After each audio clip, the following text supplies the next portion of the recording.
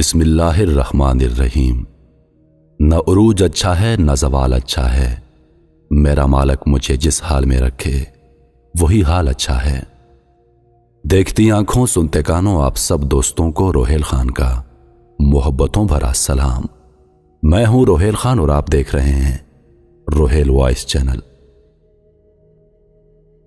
کسی بادشاہ کے دل میں خیال آیا کہ اگر اسے 3 باتیں معلوم ہو جائیں تو اسے کبھی شکست اور ناکامی نہیں ہوگی اور وہ ہر کام حسب خواہش انجام پائے گا۔ اس کے ذہن میں آنے والے 3 سوالات یہ تھے: کسی کام کو شروع کرنے کا کون سا وقت موزوں ہے؟ کس آدمی سے صحبت رکھنی چاہیے اور کن سے پرہیزگاری ضروری ہے؟ بادشاہ کا تیسرا سوال: دنیا میں سب سے زیادہ اہم اور ضروری چیز کیا ہے؟ بادشاہ نے اعلان کرا دیا کہ جو بھی آدمی ان سوالوں کے اطمینان بخش جواب دے گا اسے انعام و اکرام سے نوازا جائے گا۔ بہت سے لوگوں نے کوشش کی مگر کوئی بھی بادشاہ کو مطمئن نہ کر سکا۔ پہلے سوال کا جواب کچھ لوگوں کے پاس یہ تھا کہ کسی بھی کام کا صحیح وقت اپنے معمولات اور نظام الاوقات کو ترتیب دینے اور اس پر سختی سے عمل کرنے سے ہی معلوم ہوگا۔ بعض نے کہا انسان کے لیے کسی بھی کام کے صحیح وقت کا تعین ناممکن ہے۔ بادشاہ کو ایک مشورہ یہ بھی دیا گیا کہ وہ عالم اور فاضل لوگوں کی ایک جماعت ترتیب دے اور ان کے مشورے پر عمل پیرا ہو۔ ایک گروہ کا موقف یہ بھی تھا کہ کچھ معاملات عجلت میں طے کرنے کے ہوتے ہیں اور ایسی صورت میں کسی سے مشورے کا وقت نہیں ہوتا، اس لیے بادشاہ کو فوری طور پر ایک نجومی کی خدمات حاصل کرنی چاہیے جو قبل از وقت پیشن گوئی کر سکے۔ اس طرح دوسرے سوال کے بھی کئی جواب سامنے آئے۔ کچھ کا خیال تھا کہ انتظامیہ سب سے اہم ہے بادشاہ کے لیے، کچھ کے خیال میں عالم لوگ، جبکہ کچھ کا اندازہ یہ تھا کہ جنگ کے سپاہی بادشاہ کے لیے سب سے اہم لوگ ہیں۔ بادشاہ کا آخری سوال کہ کرنے کے لیے سب سے ضروری چیز کیا ہے، اس کا جواب کچھ لوگوں کی طرف سے یہ آیا کہ سائنس اور ترقی، جبکہ کچھ کی ترجیح عبادت تھی۔ بادشاہ نے کسی بھی جواب سے اتفاق نہیں کیا۔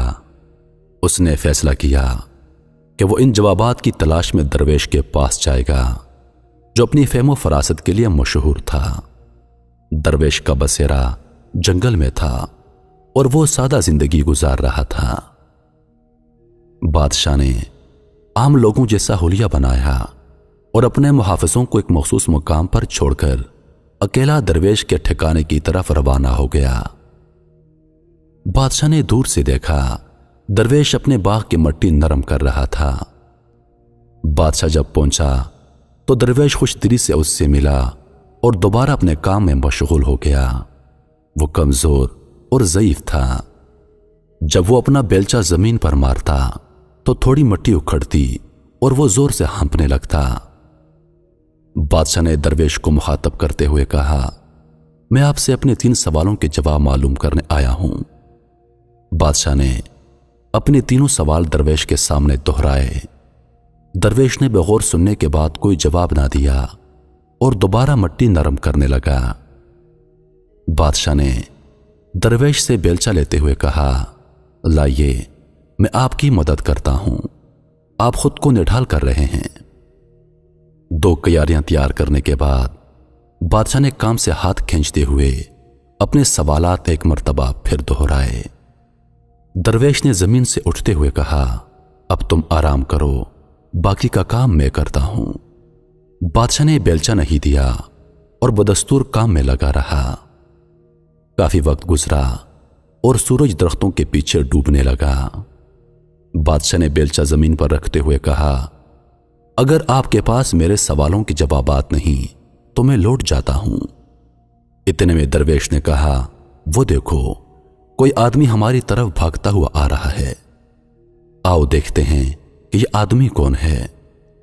بادشاہ نے مڑ کر دیکھا تو ایک بارش آدمی جنگل سے بھاگتا ہوا آ رہا تھا اور دونوں ہاتھوں سے پیٹ پکڑا ہوا تھا۔ اس کی انگلیاں خون سے لتھڑی ہوئی تھیں۔ قریب پہنچتے ہی وہ بے ہوش ہو کر گر گیا۔ وہ بالکل ساکت تھا اور کراہنے کی مدھم سی آواز آ رہی تھی۔ بادشاہ اور درویش نے آگے بڑھ کر دیکھا تو اس کے پیٹ پر ایک گہرا زخم تھا۔ بادشاہ نے زخم کو ممکنہ حد تک صاف کر کے مرہم پٹی کر دی۔ جب خون بہنا بند ہوا تو بارش آدمی نے ہوش میں آتے ہی پانی مانگا۔ بادشاہ اس کے لیے تازہ پانی لے کر آیا۔ اس وقت تک سورج ڈوب گیا تھا اور فضا خوشگوار تھی۔ بادشاہ نے درویش کی مدد سے اس انجان آدمی کو جھونپڑی میں بستر پر لٹا دیا اور اس نے اپنی آنکھیں بند کر دی۔ بادشاہ کام سے اتنا تھکا ہوا تھا کہ لیٹتے ہی سو گیا۔ وہ گرمیوں کی مختصر رات میں پرسکون سو رہا تھا۔ جب وہ بیدار ہوا تو وہ زخمی آدمی روشن آنکھوں سے بادشاہ کو ٹکٹکی باندھتے دیکھ رہا تھا اور بادشاہ کو بیدار دیکھ کر فوراً اپنی نجیف آواز میں معافی طلب کرنے لگا۔ بادشاہ نے کہا، میں تم کو نہیں جانتا اور کس وجہ سے تم مجھ سے معافی مانگ رہے ہو؟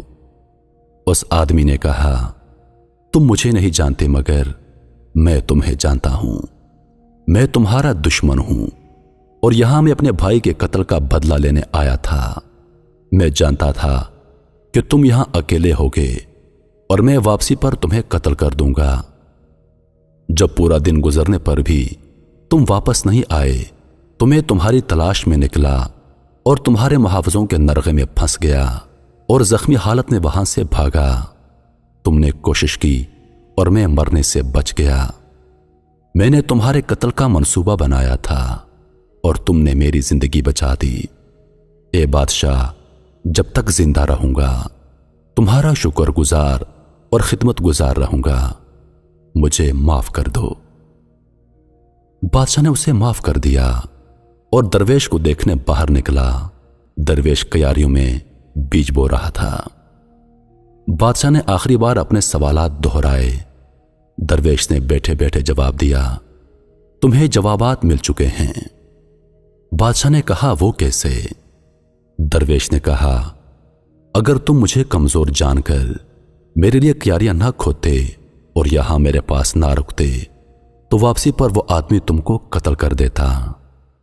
اے بادشاہ، تمہارے لیے سب سے اہم وقت وہ تھا جب تم کیاریاں بنا رہے تھے، اور تمہارے لیے سب سے اہم کام اس وقت زخمی آدمی کی دیکھ بھال کرنا تھی، ورنہ وہ تم سے صلح کیے بغیر مر جاتا۔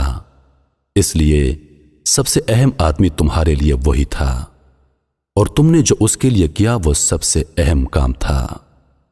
یاد رکھو، سب سے اہم وقت وہی لمحہ موجود ہے جس میں ہم کوئی کام انجام دیتے ہیں۔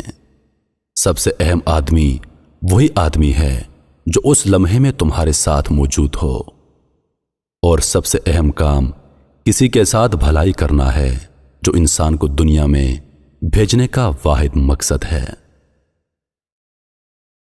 محترم عزیز دوستو، میں امید کرتا ہوں کہ ویڈیو آپ دوستوں کو پسند آئی ہوگی۔